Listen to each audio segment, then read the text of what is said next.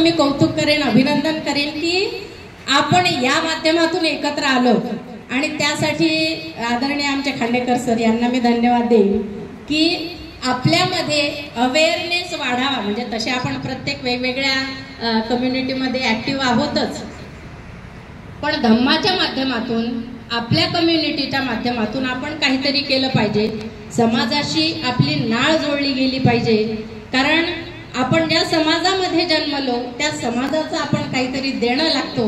हा विचार जेव्हा आपल्या डोक्यात येतो तेव्हा खरं तर समाजाची प्रगती होत असते. आणि आपल्याला माहिती आहे की वेगवेगळ्या महापुरुषांनी महामातांनी समाजासाठी आपलं आयुष्य वेचलेलं आहे आणि मग आपण एक त्याचा थोडासा भाग म्हणून म्हणजे ही सुरुवात करणं गरजेचं आहे. आदरणीय खांडेकर सरांनी काल मला सांगितलं की आपल्याला असा असा कार्यक्रम आहे.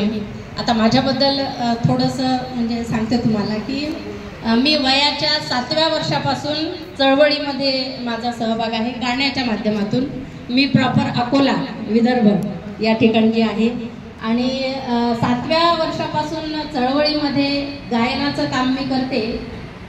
त्या म्हणजे तेव्हा बऱ्याच अपॉर्च्युनिटीज अशा आल्या की म्हणजे गाण्याच्या माध्यमातून नाही का, देवाचं गाणं म्हणा किंवा देवीचं गाणं म्हणा, मग बऱ्याच फिल्म्स ऑफर त्यावेळेस आल्या.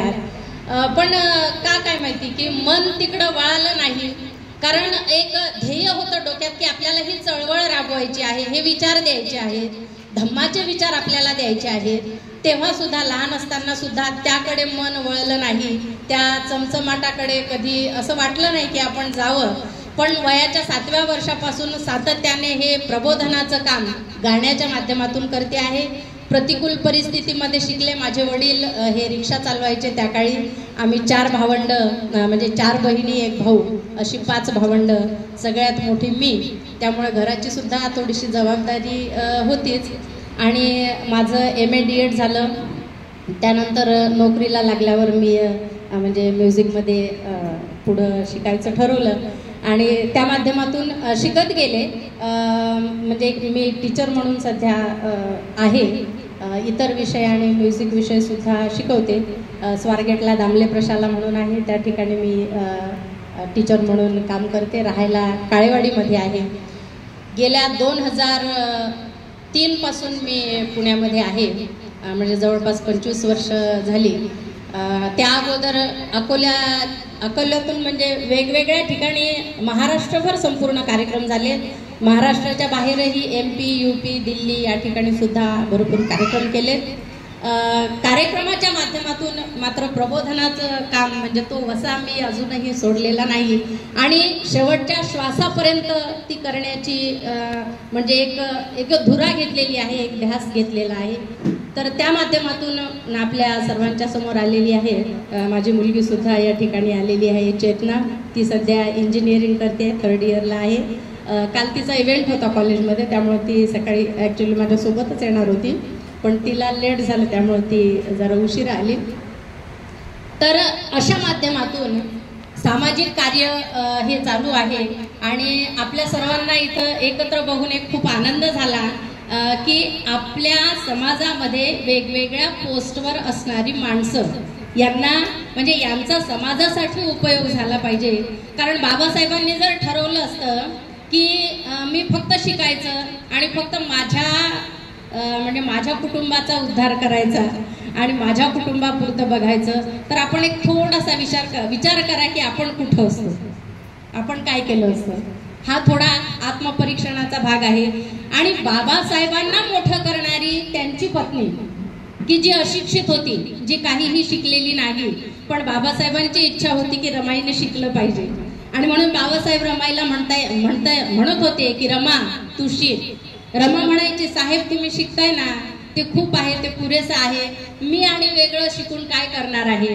पण बाबासाहेबांचं ध्येय होतं की रमाईने शिकलं पाहिजे. आणि बाबासाहेब रमाईला सांगायचे की रमाई, ज्योतिबा फुलेंनी जसं आपल्या सावित्रीला शिकवलं आणि त्यामुळं महिला या शिक्षणाच्या क्षेत्रामध्ये आल्या, तसंच मला सुद्धा माझ्या रमाईला शिकवायचं आहे. आणि ठीक आहे तू सामाजिक काही करू नाही शकली, पण तुला किमान लिहिता वाचता येणं हे आपल्या कुटुंबासाठी फार आवश्यक आहे असं बाबासाहेब रमाईला सांगायचे. आणि म्हणून रमाईलाही वाटलं की खरोखर आपण शिकलं पाहिजे. रमाई शिकली म्हणजे लिहिणं वाचणं शिकली, अक्षर ओळख तिला आली. आणि ज्या वेळेस बाबासाहेब परदेशात शिक्षणासाठी होते जेव्हा बाबासाहेबांनी रमाईला पत्र पाठवलं की मी सुखरूप पोहोचलो, तू काळजी घे, मुलांची काळजी घे, हे पत्र ज्यावेळेस प्रत्यक्ष रमाई वाचते तेव्हा तिला शिक्षणाचा अर्थ कळतो की खरोखर बाबासाहेबांनी मला शिकवलं त्यामुळं मी हे वाचू शकलेले आहे. आणि परत रमाई सुद्धा बाबासाहेबांना पत्र पाठवते की आम्ही इथं खुशाल आहोत, तुम्ही शिक्षणाकडे लक्ष द्या. असं खडतर आयुष्य रमाई जगलेली आहे. म्हणजे संपूर्ण आपल्या 35 वर्षाच्या आयुष्यामध्ये रमाईने इतक्या खस्ता खाल्ल्या, कधी उपाशी राहून, कधी अर्धपोटी राहून, कधी पाण्यावर दिवस काढले. पण बॅरिस्टरची पत्नी म्हणून मिरवून घेताना रमाईला खूप आनंद व्हायचा. तिला खूप धन्य झाल्यासारखं वाटायचं की एक विद्वान व्यक्ती माझा पती आहे, या गोष्टीनेच ती आनंदून जायची. अशी ती रमाई. म्हणजे आपल्या संपूर्ण या चळवळीमध्ये ह्या ज्या महामाता होऊन गेल्या यांचं किती मोठं योगदान आहे समाजासाठी. की रमाई होती म्हणून बाबासाहेबांनी या देशाची राज्यघटना लिहिली, संविधान लिहिलं, तिची प्रेरणा घेऊन. बाबासाहेबांचं त्यावेळी म्हणजे खूप बाबासाहेबांना वेगवेगळ्या व्याधी लागलेल्या होत्या. आणि त्या व्याधी असताना सुद्धा म्हणजे जो त्रास आयुष्यभर बाबासाहेबांना या देशामध्ये झाला की बाबासाहेबांना अक्षरशः पाणी पिऊ दिलं जात नव्हतं. जेव्हा ते लहान होते त्यांना सार्वजनिक पाणवठ्यावर पाणी पिण्याची बंदी होती, त्यांना चांगले कपडे घालण्याची बंदी होती, त्यांना बोलण्याची बंदी होती. ह्या सगळ्या ज्या प्रथा, रूढी, परंपरा होत्या त्या परंपरेच्या जाचातून आपल्याला समाजाला बाहेर काढायचं हे बाबासाहेबांनी त्यावेळी ठरवलं होतं. आणि मग या समाजाने, इथल्या व्यवस्थेने इतका त्रास दिला बाबासाहेबांना की बाबासाहेबांना असं वाटू शकलं असतं की हा आता यांचा मला बदला घ्यायचा आहे, आता मी रिवेंज घेणार. आणि मग बाबासाहेबांनी ठरवलं असतं तर परदेशात जाऊन बाबासाहेब स्थायिक होऊ शकले असते, आपल्या समाजाला, आपल्या कुटुंबाला पुढे नेऊ शकले असते. मोठमोठ्या म्हणजे जे ऐशो आरामाची ज्या गोष्टी आहेत त्या सगळ्या त्यांना देऊ शकले असते. पण बाबासाहेबांचं ध्येय होतं म्हणजे रिवेंज घेतला बाबासाहेबांनी, बदला घेतला, पण तो कशा पद्धतीने घेतला? सकारात्मक पद्धतीने घेतला. म्हणजे इथल्या समाजाला, इथल्या प्रत्येक माणसाला माणूस म्हणून जगण्याची उर्मी उत्पन्न करून दिली, माणूस म्हणून जगण्याचं स्वातंत्र्य उत्पन्न करून दिलं. आणि ते म्हणजे या भारताचं संविधान, जे आपण संविधान आज राबवतो. समाजाची परिस्थिती आपण बघतो की शासन करते, संविधान राबवत नाहीये. आणि मग ते म्हणजे आपण ज्यावेळेस असा विचार करतो की शासन करते, संविधान राबवत नाही, मग ते संविधान कसं असायला पाहिजे, कसं असेल, काय आहे ह्याचा आपण तरी विचार केलाय का? किंवा आपण तरी वाचलंय का? आपल्याला तरी माहिती आहे का? मग आपण ज्यावेळेस असं म्हणतो तेव्हा ते आपल्यालाही माहीत असणं गरजेचं आहे असं मला वाटतं. आणि संविधानाचं सगळ्यात महत्वाचं जे अंग आहे ती म्हणजे लोकशाही. लोकशाही जी बाबासाहेबांनी आपल्या देशाला दिली. म्हणजे आपल्याला असं माहिती आहे की लोकशाही म्हणजे लोकांनी, लोकांसाठी, लोकांच्या वतीने चालवलेलं राज्य. ही लोकशाहीची व्याख्या आपल्याला आपल्या नागरिक शास्त्राच्या पुस्तकामध्ये सांगितली जाते किंवा माहिती आहे आणि वर्षानुवर्ष तीच चालू आहे. पण बाबासाहेबांनी सांगितलेली लोकशाहीची व्याख्या मात्र आपल्याला माहितीच नाही, कारण आपण कधी वाचण्याचा प्रयत्नच केला नाही. मग अशी दीदीने सांगितलं तिला रिडिंगचा खूप म्हणजे छंद आहे, खूप चांगली गोष्ट आहे. पण माझं सजेशन असं असेल की द बुद्धा अँड हिज धम्मा, दीदी, द बुद्धा अँड हिज धम्मा जो बाबासाहेबांनी लिहिलेला ग्रंथ आहे तो आवर्जून तू वाचावा. तो इंग्लिशमध्ये आहे, तुला नक्कीच कळेल. आणि म्हणजे बाबासाहेबांनी लिहिलेली असंख्य पुस्तकं आहेत पण ते आपल्याला माहितीच नाहीये. The problem of the rupee हा जो प्रबंध बाबासाहेबांनी लिहिला आणि त्या प्रबंधावर बाबासाहेबांना PhD मिळाली, त्या प्रबंधाच्या जोरावर RBI ची स्थापना झाली हे आपल्याला माहितीच नाहीये. म्हणजे बाबासाहेबांनी त्या काळी किती संकल्पना, किती कार्य असे राबवले की येणाऱ्या पिढ्यांसाठी ते प्रेरणादायी असतील. आणि त्याच्यातलंच एक महत्वाचं म्हणजे बाबासाहेबांनी सांगितलं की लोकशाही म्हणजे काय. तर लोकशाही लोकांनी लोकांसाठी लोकांच्या वतीने चालवलेलं राज्य ही अब्राहम लिंकनने त्यांच्या देशासाठी सांगितलेली व्याख्या आहे. आणि ती आपण भारतात सर्व दूरपर्यंत पोहोचवली आणि लहान मुलांपासून मोठ्यांपर्यंत सगळ्यांना तीच माहिती आहे. पण लोकशाही म्हणजे काय हे 1952 साली बाबासाहेबांनी पुण्याच्या कोर्टामध्ये त्याची व्याख्या म्हणजे मोठमोठे विद्वान, जज, वकील यांच्या समोर बाबासाहेबांनी लोकशाहीची व्याख्या सांगितलेली आहे.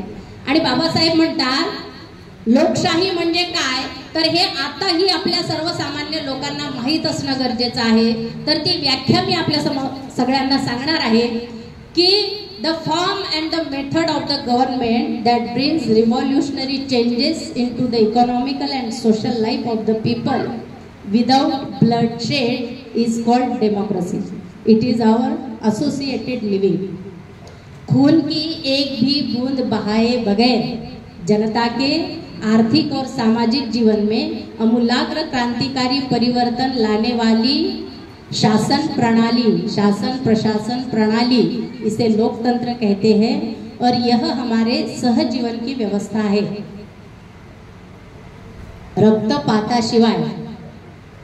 रक्तपाताशिवाय जनतेच्या आर्थिक आणि सामाजिक जीवनामध्ये अमूलाग्र क्रांतिकारी परिवर्तन घडवणारी शासन प्रशासन प्रणाली म्हणजे लोकशाही आणि ती आपल्या सहजीवनाची व्यवस्था आहे. माहित होती का ही व्याख्या आतापर्यंत आपल्याला? मग किती गरजेचं आहे माहित करून घेणं, किती गरजेचं आहे आपण बाबासाहेब वाचणं, किती गरजेचं आहे बाबासाहेबांनी दिलेली पुस्तकं वाचणं. म्हणजे आपला त्या दृष्टीने तरी ऍक्टिव्हनेस, पार्टिसिपेट समाजामध्ये असला पाहिजे. आणि आपल्याला माहिती असल्याशिवाय आपण पुढे काहीही करू शकत नाही. कारण आपल्याला साध्या साध्या गोष्टी माहिती नाही आहे. आपण म्हणजे आपल्या घरात जर कोणी वारलं तर आपण म्हणतो स्वर्गवासी.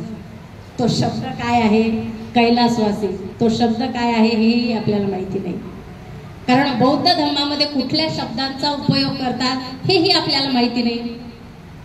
बौद्ध धर्मामध्ये आपण ऍक्टिव्ह भरपूर आहोत. वंदना घेतो, प्रार्थना घेतो, वेगवेगळे कार्यक्रम सादर करतो.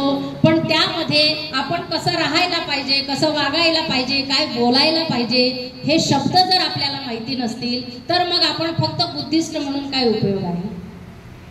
त्यामुळे आपण स्वर्ग, कैलासवासी हे शब्द न उच्चारता आपण म्हटलं पाहिजे कालकथित, कालवश, दिवंगत हे शब्द आपण यूज केले पाहिजे, वापरले पाहिजे. सर्रास समाजामध्ये पंतप्रधान असा शब्द आपण यूज करतो. पंतांनाच प्रधान होण्याचा अधिकार आहे का? फक्त पंतांनीच व्हायचं का प्रधान? आपण कधी होणार? आणि म्हणून तो शब्द पंतप्रधान नाहीये. परंपरागत जे चालत आलं तेच आपण पुढे चालवतोय. आपण आपल्या बुद्धीचा चिकित्सक विचारच कधी करत नाही की हे असं आहे तर का आहे, तसं आहे तर का आहे, असं का नाही, हे केल्याने काय होतं, नाही केल्याने काय होणार आहे, हा विचार आपण कधीच करत नाही. त्यामुळे आपल्याला वैज्ञानिक दृष्ट्या ऍस्ट्रॉनॉट ज्या वेळेस आपण होतो तेव्हा आपल्याला हा विचार करणंही गरजेचं आहे. कालकथित, दिवंगत हे शब्द आपण वापरले पाहिजे. पंतप्रधान न वापरता प्रधानमंत्री, इंग्लिशमध्ये सुद्धा त्याला प्राईम मिनिस्टर म्हणतात. प्राईम म्हणजे प्रधान, मिनिस्टर म्हणजे मंत्री. प्राईम मिनिस्टर, प्रधानमंत्री असा शब्द आपण वापरला पाहिजे. मंत्रिमंडळ नाही, ती काही म्हणजे महिलांचं मंडळ नाही आहे, ती परिषद असते, मंत्री परिषद. संविधान ज्या वेळेस आपल्या वाचनामध्ये येतं तेव्हा ह्या सगळ्या गोष्टी आपल्याला कळतात असं मला वाटतं. आणि म्हणून आपण ह्या सगळ्या दृष्टीने सजग होणं, आपल्याला ही समज येणं, आपल्यामध्ये हा अवेअरनेस वाढणं खूप गरजेचं आहे. कारण रमाईने जो त्याग केला तो त्याग कशासाठी केला? 35व्या वर्षी रमाई गेली. किती आयुष्य बघा 35 वर्ष फक्त, म्हणजे काय किती काळ जगली रमाई. आणि त्या सगळ्या आयुष्यामध्ये रमाईने फक्त दुःख सोसलेलं आहे, फक्त दुःख. लहानपणापासून रमाई लहान असतानाच तिचे आई वडील दोघंही गेले. त्याच्यानंतर वयाच्या 9व्या वर्षी तिचं लग्न झालं भीमराव आंबेडकरांसोबत. जे विद्वान, जे प्रचंड मोठं वादळ त्या वादळाला सावली देण्याचं काम रमाईने केलं आणि आयुष्यभर खस्ता काढल्या. तिने कधीही कुठलीही अट बाबासाहेबांसमोर टाकली नाही. तिने कधीच असं म्हटलं नाही की मला फिरायला न्या, मला हे पाहिजे, मला ते पाहिजे. आज आपण सगळं म्हणतोय आणि आपल्याला ते मिळतंय, त्याचा आनंद आपण नक्कीच उपभोगला पाहिजे, आपण ते घेतलंच पाहिजे. पण आपला समोर आदर्श काय असला पाहिजे? आपल्या समोर रमाईचा आदर्श असला पाहिजे, आपल्या समोर जिजाऊचा आदर्श असला पाहिजे. जिजाऊंनी सुद्धा आपल्याला शिवाजी महाराजांबद्दल खूप खोट्या संकल्पना सांगितल्या जातात, चुकीच्या गोष्टी सांगितल्या जातात की शिवाजी महाराजांचे गुरु दादोजी कोंडदेव होते आणि त्यांना शिकवलं समर्थ रामदासांनी आणि अजून काय काय काय काय. त्यावेळी ते चाललं, कारण आपण तेव्हा शिकलेलो नव्हतो, आपल्याला ते माहिती नव्हतं. आपले पूर्वज तेव्हा फक्त 2 वेळचं खाण्यासाठी जद्दोजहद करत होते. म्हणजे आयुष्य त्यांचं त्याच्यासाठी जात होतं. दिवसभर कमवायचं आणि संध्याकाळी आपल्या कुटुंबाला पोषण करायचं, कुटुंबाचं पोट भरायचं, ह्यातच त्यांचं आयुष्य गेलं. पण बाबासाहेबांच्या पुण्याईने आपण शिकलो. मग आपण काय करायला पाहिजे? जिजाऊंनी आपल्या मुलाला शिकवलं, लष्कराचं शिक्षण दिलं, दांडपट्टा कसा चालवायचा, तलवारबाजी कशी करायची. 500 होंडला त्या काळी जिजाऊंनी जी तलवार शिवाजी महाराजांना दिली त्याचं किती विद्रुपीकरण केलं गेलं की भवानी मातेने शिवाजी राजांना तलवार दिली आणि मग त्या तलवारीच्या जोरावर शिवाजी राजे स्वराज्य घडवू शकले. म्हणजे शिवाजी राजांच्या कर्तृत्वाला काहीच किंमत नाही, भवानी मातेने दिलेल्या तलवारीला किंमत. म्हणजे कसं आपलं डायव्हर्ट केलं जातं आपल्याला, हा विचार आपण करणं फार गरजेचं आहे. शिवाजी राजांचे गुरु समर्थ रामदास कधीच नव्हते. शिवाजी राजांचे गुरु जगद्गुरु संत तुकाराम महाराज होते. हे आपल्याला कधीच सांगितलं गेलं नाही, कारण आपल्याला इतिहासच माहिती नाही, आपण कधी वाचलंच नाही, त्या दृष्टीने आपण कधी विचारच केला नाही. निगडीचं जे मोठं स्मारक आपण बघतो, भक्ती शक्ती ज्याला नाव आहे, ते कशामुळे आलेलं आहे? तुकाराम महाराज शिवाजी महाराजांचे गुरु होते, त्यामुळे ते आलेलं आहे. जिजाऊने आपल्या मुलाला घडवलं, स्वराज्य घडवलं. सावित्रीने महिलांना घडवलं. म्हणजे या महामातांचं योगदान आपल्या आयुष्यामध्ये कसं आहे? सावित्रीने महिलांसाठी, म्हणजे आपण खरं तर भाग्यवान हा शब्द आपल्या धर्मामध्ये नाही, पण तुम्हाला समजावं म्हणून मी तो शब्द यूज करते की भाग्यवान आहोत आपण. कोणत्या याने? की या आपल्या पुण्यामध्ये दगडूशेठ हलवाईचा गणपती आहे म्हणून पुणे महान नाही आहे. या आपल्या पुण्यामध्ये सावित्री मातेने, ज्योतिबा फुल्यांनी शिक्षणाची बीज इथे रोवलेली आहे. सावित्री मातेने जे दगड आणि शेण अंगावर झेलून इथल्या महिलांना शिक्षणाचा अधिकार दिला, त्यामुळं आपलं पुणे महान आहे. त्यामुळं या पुण्याचं सगळ्या महाराष्ट्रामध्ये शिक्षणाचं माहेरघर म्हणून हे संबोधलं जातं. आणि म्हणून ह्या दृष्टीने आपण कधी विचार केलाय का? सावित्रीमाईंनी जर ठरवलं असतं की नाही मला शिकायचं नाही, मी आपली ज्योतिबा फुल्यांना फक्त साथच करते आणि सपोर्टच करते, फक्त मी काही करणार नाही. पण ज्योतिबा फुले सावित्रीमाईंना म्हटले की सावित्री आपल्याला शिकावं लागलं, तुला शिकावं लागलं. कारण महिलांचे जे प्रश्न आहेत, महिलांच्या ज्या अडचणी आहेत त्या समजून घेण्यासाठी मी पुरुष म्हणून काही करू शकत नाही, पण तू स्त्री म्हणून त्यांच्यापर्यंत जाऊ शकते, त्यांचे प्रश्न तू सोडवू शकते, आणि म्हणून तुला शिकावं लागलं. आणि मग सावित्रीमाई शिकल्या, त्यांनी ध्यास घेतला. जमिनीवर त्यांना ज्योतिबा फुल्यांनी गम भन शिकवलं, त्या शिकल्या आणि त्यांनी विद्यार्थिनी घडवल्या. सुरुवातीला त्यांच्या शाळेत फक्त 4-5च विद्यार्थिनी होत्या, कारण त्या काळी शिक्षण घेणं म्हणजे किती प्रचंड दिव्य होतं हे आपण आता विचारही करू शकत नाही. म्हणजे ज्या काळी या समाजामध्ये सती प्रथा होती, विधवा विवाहाला बंदी होती, लहान मुलींची लग्न लावून दिल्या जात होती. म्हणजे 1-2-3 वर्षाची मुलगी झाली की तिचं लग्न ठरवून द्यायचे आणि मग ते कोणाशी, मग तो 15 वर्षांनी 16 वर्षांनी 20 वर्षांनी मोठा असेल, एखादा म्हातारा असेल. म्हणजे अशी रूढी परंपरा. महिलांनी बाहेरच पडायचं नाही. शिक्षण तर लांबच राहिलं, पण उंबरठ्याच्या बाहेर सुद्धा महिलांनी जायचं नाही. त्या काळी सावित्रीबाई फुले शिकल्या, त्या काळी त्या मुलींना शिकवायला बाहेर पडत होत्या. कसा काळ असेल तो, काय वाटत असेल तेव्हा? किती सनातनी लोक त्यांच्या जीवावर टपलेली होती. म्हणजे शेण दगड याचा मारा पुरुषांसह महिलाही करायच्या, कारण महिलांमध्ये सुद्धा अज्ञान, त्यांनाही कळत नव्हतं. तेव्हा अशी परिस्थिती होती की स्त्री जर शिकली तर तिच्या शिक्षणाच्या अड्या होतील आणि त्या आपल्या यजमानांच्या जेवणामध्ये जातील. किती मोठी अंधश्रद्धा. आणि हे सगळं बिंबवलं गेलं होतं लोकांमध्ये. लोकांना असं वाटायचं की खरोखर असं होईल आणि म्हणून ते करायला धजावत नव्हती लोक त्या काळी. पण मुक्ता साळवे त्या काळी शिकली, जी सावित्रीमाईंची पहिली विद्यार्थिनी मुक्ता साळवे. आणि तिने त्या काळी समाजाला जाब विचारला की आमचा धर्म कोणता आहे, आमचा देव कोणता आहे. त्या काळी ज्यावेळी महिलांना बोलण्याची बंदी होती, उंबऱ्या बाहेर पडण्याची बंदी होती, मुक्ता साळवेनी प्रश्न विचारला. मातंग समाजाची मुलगी 9 वर्षाची असताना तिने हा प्रश्न विचारला समाजाला की आमची जात कोणती आहे, आमचा देव कोणता आहे. आम्हाला देवच नाही आहे, आम्ही बिना जातीचे आहोत, असा निबंध तिने त्या काळी लिहिला. म्हणजे बघा तो काळ कसा होता आणि ती विचारांची प्रगल्भता किती होती महिलांमध्ये. म्हणजे वेगवेगळ्या माध्यमातून महिला एक एक पुढे येत होत्या. आणि ही मला असं वाटतं की सगळ्यात मोठी प्रेरणा महिलांसाठी आहे.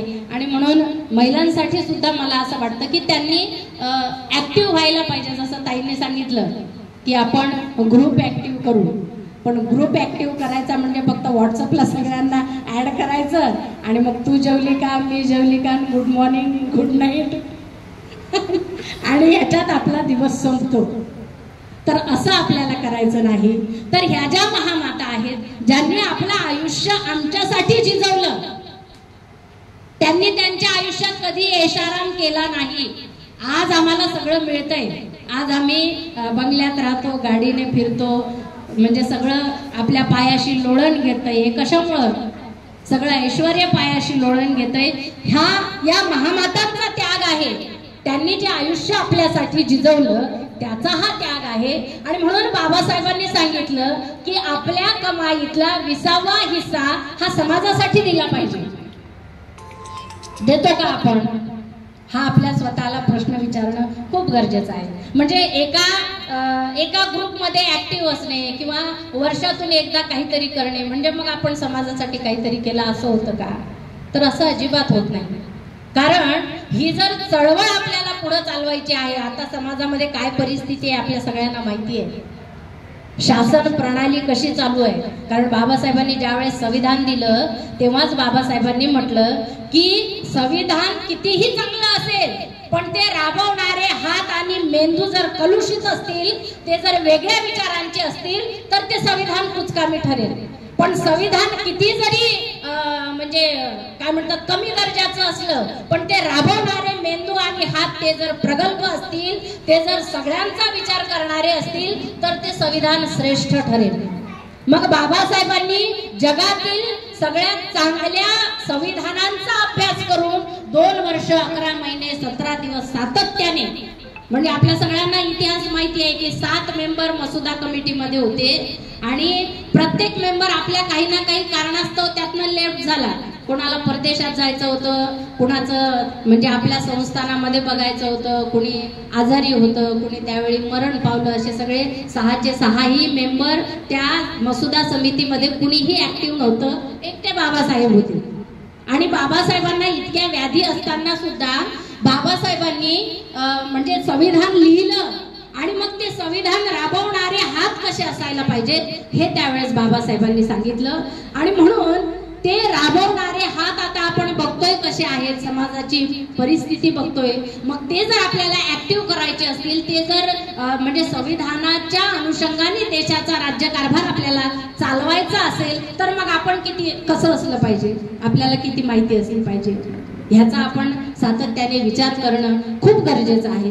आणि म्हणून मला असं वाटतं की या दृष्टीने आपण जर विचार केला, या दृष्टीने जर आपण समाजाचा विचार केला, शेवटच्या घटकापर्यंत सगळे स्वातंत्र्य, समता, बंधुत्व हे पोहोचलं पाहिजे असं जर आपण विचार केला तर आपल्या ह्या कम्युनिटीने सातत्याने असे वेगवेगळे कार्यक्रम घेऊन ही विचारांची देवाणघेवाण करून पुढे येणं गरजेचं आहे असं मला वाटतं. कारण या महामातांनी, या महापुरुषांनी त्यांच्या काळात त्यांना जे करायचं होतं ते करून गेले. पण इथून पुढं येणारी पिढी जर आपल्याला सुरक्षित ठेवायची असेल, येणाऱ्या पिढीला जर आपल्याला उत्कर्ष द्यायचा असेल, प्रगती करायची असेल तर त्यासाठी आज आपण झिजणं गरजेचं आहे. आज आपण असा विचार करता कामा नये की मी 100 रुपये दिले मग 100दा विचारायचं की हा त्याचा हिशोब काय आहे किंवा हे कसं काय, कुठं काय केलेलं आहे. अरे तुमचा सहभाग किती आहे? फक्त 100 रुपये दिले म्हणजे झाला का आपला सहभाग? मग आपल्याला जर ही चळवळ पुढे न्यायची असेल तर आपल्याला प्रत्येकाला 5 गोष्टी देणं फार गरजेचं आहे. प्रत्येकाला 5 गोष्टी देणं फार गरजेचं आहे. आणि मग त्या गोष्टी कोणत्या? तर प्रत्येकाने आपला वेळ, प्रत्येकाने जसं जमेल तसं, म्हणजे तुम्ही काय 24 तास सामाजिक काम करा असं नाही. आपला सगळा म्हणजे मी मॅक्झिम गोर्कीचं एक म्हणजे सुविचार वाचला. त्यांनी असं म्हटलं की म्हणजे माणसाचं कर्तव्य काय आहे हो? जन्माला येणं, जन्माला येणं, कुटुंब घडवणं, मुलांना जन्म देणं, काम करणं आणि हे सगळं करता करता मरणं. एवढंच आहे का माणसाचं जन्माला येण्याचं फलित? म्हणजे हे केलं म्हणजे इथे कर्तव्यता झाली का? ते तर प्रत्येक जण करतं, प्राणी सुद्धा ते करतात. मग माणूस म्हणून जर आपण जन्माला आलो तर आपलं काहीतरी कर्तव्य आहे आणि म्हणून आपण ह्या 5 गोष्टी समाजासाठी देणं गरजेचं आहे. त्यामध्ये पहिलं आहे आपला वेळ. आपला वेळ, पैसा, बुद्धी, कौशल्य आणि श्रम या 5 गोष्टी प्रत्येकानं देणं गरजेचं आहे. तेव्हाच येणारी पिढी किंवा हा समाज कुशल आणि प्रगती पथावर जाईल असं मला वाटतं. म्हणून आपण बाकी कुठलाही ह्याने केलं का, त्याने केलं का, हा करत नाही मग मी पण करणार नाही असा विचार न करता आपण काय करू शकतो? कारण आपल्याला माणूस म्हणून जर आपण जन्माला आलो तर माणूस म्हणून आपण स्वाभिमानाने, अभिमानाने ज्यांच्यामुळं जगतोय तर त्यांना, त्या समाजाला आपण काहीतरी देणं लागतो. आणि म्हणून आपण सगळ्यांनी हा विचार करणं गरजेचं आहे असं मला वाटतं. आणि पैसा, बुद्धी, श्रम, कौशल्य आणि मेहनत म्हणजे कष्ट या सगळ्या गोष्टी आपण समाजासाठी देणं गरजेचं आहे. ज्या महामातांनी आपल्यावर एवढे अनंत उपकार केले त्या उपकारांची परतफेड म्हणून आपण त्यांच्यासारखं नेहमीच कधीच नाही होऊ शकणार. त्यांच्या एवढं आपण कधीच करू शकणार नाही. पण फुल ना फुलाची पाकळी म्हणून आपण जे करू शकतो आपल्या आयुष्यामध्ये, जे आपल्याला मिळालं ते सर्वसामान्य घटकांपर्यंत पोहोचल्या गेलं पाहिजे. आणि मग मला असं वाटतं की या माध्यमातून आपण एकत्र येणं फार गरजेचं आहे. आणि म्हणून हाच एक ध्यास घेऊन आम्ही प्रबोधनाचं काम करतो. राष्ट्र निर्माण जनपरिषद म्हणून संघटना आहे. त्या संघटनेच्या माध्यमातून संविधानाच्या बद्दल माहिती आणि संविधान रुजवायचं, संविधान म्हणजे काय, ते कसं राबवायला पाहिजे, त्यातले म्हणजे 395 जे परिच्छेद आहेत परत आणि त्यात होऊ घातलेले जे आता 424 का 25 मला वाटतं जे परिच्छेद आले, परिच्छेद म्हणजे कलम, तर त्याचा अभ्यास करणं, कुठल्या परिच्छेदाला किती नंबर आहे, त्याचं महत्त्व काय आहे, हा सगळा एक अभ्यासक्रम त्या माध्यमातून ठरलेला आहे. एक कार्यशाळा आम्ही ती घेत असतो.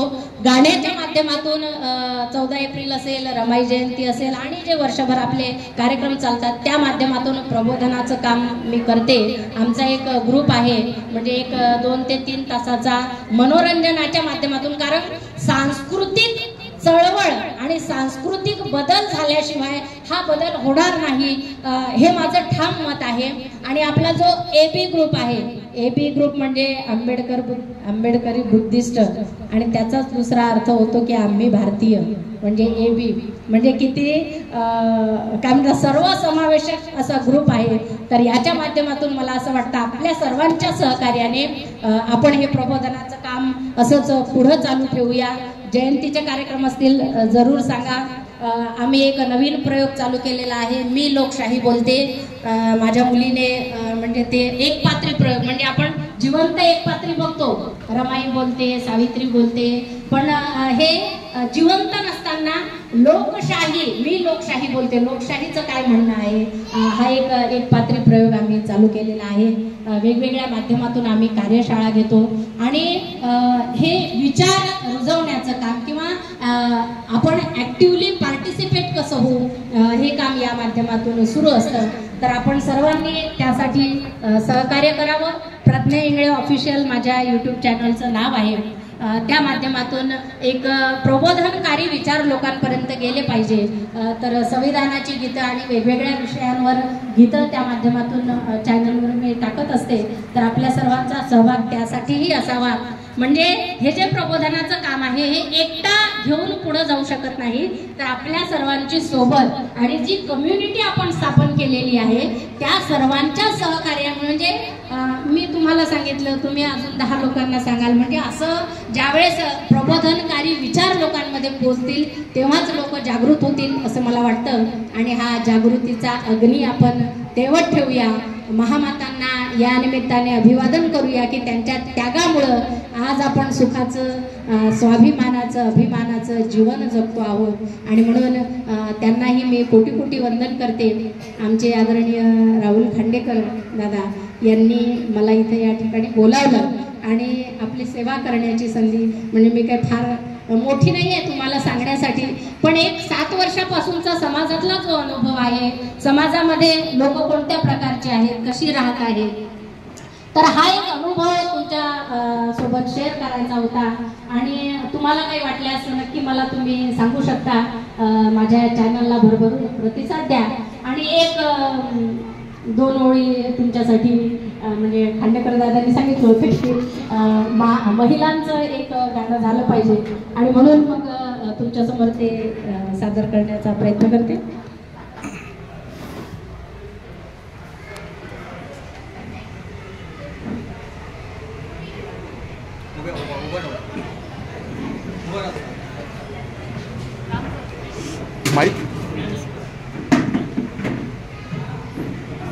माता जिजाऊंचा लढा होता स्वराज्यापासून सन्मानापर्यंत. माता जिजाऊंचा लढा होता स्वराज्यापासून सन्मानापर्यंत. माता सावित्रीचा लढा होता विद्येपासून कल्याणापर्यंत. जाण ठेवून सांगते मनापासून ऋणापर्यंत. माता रमाईचा लढा होता शेणापासून पेनापर्यंत. माता रमाईचा लढा होता शेणापासून पेनापर्यंत. आणि म्हणून डोळ्यापुढे उभी उभी उभी उभी, डोळ्यापुढे उभी ती जिजाऊ राहू द्या. डोळ्यापुढे जिजाऊ राहू द्या. मला तुमच्यामध्ये सावित्री रमाई पाहू द्या. तुमच्यामध्ये सावित्री रमाई पाहू द्या. डोळ्यापुढे उभी ती जिजाऊ राहू द्या. मला तुमच्यामध्ये सावित्री रमाई पाहू द्या. तुमच्यामध्ये सावित्री रमाई पाहू द्या. वादळे झेलाया जीवनात संकटाची. वादळे झेलाया जीवनात संकटाची. गरज आज आहे कसलेल्या मनगटाची. वादळे झेलाया जीवनात संकटाची. गरज आज आहे कसलेल्या मनगटाची. लढा द्यावा लागेल आज ना उद्या. लढा द्यावा लागेल आज ना उद्या. मला तुमच्यामध्ये सावित्री रमाई पाहू द्या. तुमच्यामध्ये सावित्री रमाई पाहू द्या. झाशी जिंकण्याची मृत्यूला ललकारी. झाशी जिंकण्याची मृत्यूला ललकारी.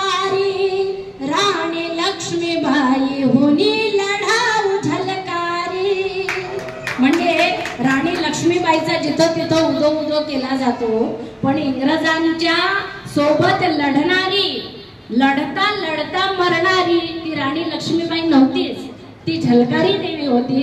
आणि त्या झलकारी देवीला मात्र आपण विसरून जातो आहोत. म्हणून इतिहास जाणणं किती गरजेचं आहे. झाशी जिंकण्याची मृत्यूला ललकारी, राणी लक्ष्मीबाई होनी लढाऊ झलकारी. जुलमाच्या ठेकेदारा इथे धाक दाऊ द्या, जुलमाच्या ठेकेदारा इथे धाक दाऊ द्या. मला तुमच्यामध्ये सावित्री रमाई पाहू द्या, तुमच्यामध्ये सावित्री रमाई पाहू द्या. जिने जातीवादावर साधला निशाणा, त्या मुक्ता साळवेचा तो निबंध पाहणा. जिने जातीवादावर साधला निशाणा, त्या मुक्ता साळवेचा तो निबंध पाहणा. तिच्या परिधारणा प्रेरित होऊ द्या, मला तुमच्यामध्ये सावित्री रमाई पाहू द्या, तुमच्यामध्ये सावित्री रमाई पाहू द्या. होळकरांच्या अहिल्याची जिवंत ही ख्याती, तिने एक केल्या या जाती जमाती. होळकरांच्या अहिल्याची जिवंत ही ख्याती, तिने एक केल्या या जाती जमाती. ज्ञान पावटीने पाऊले जाऊ द्या, मला तुमच्यामध्ये सावित्री रमाई पाहू द्या, तुमच्यामध्ये सावित्री रमाई पाहू द्या.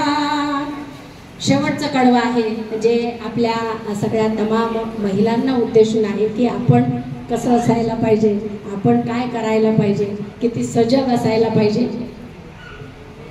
नव्या त्या दिशेने नवीन जाओ.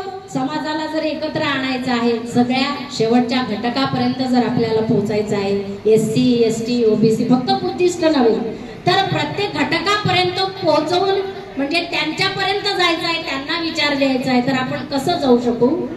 नव्या त्या दिशेने नवीन जाओ, हाती प्रत्येकीच्या संविधान राहो. नव्या त्या दिशेने नवीन जाओ, हाती प्रत्येकीच्या संविधान राहो. सुदेशा वैभवाचे तोरण लावू द्या, मला तुमच्यामध्ये सावित्री रमाई पाहू द्या, तुमच्यामध्ये सावित्री रमाई पाहू द्या, तुमच्यामध्ये सावित्री रमाई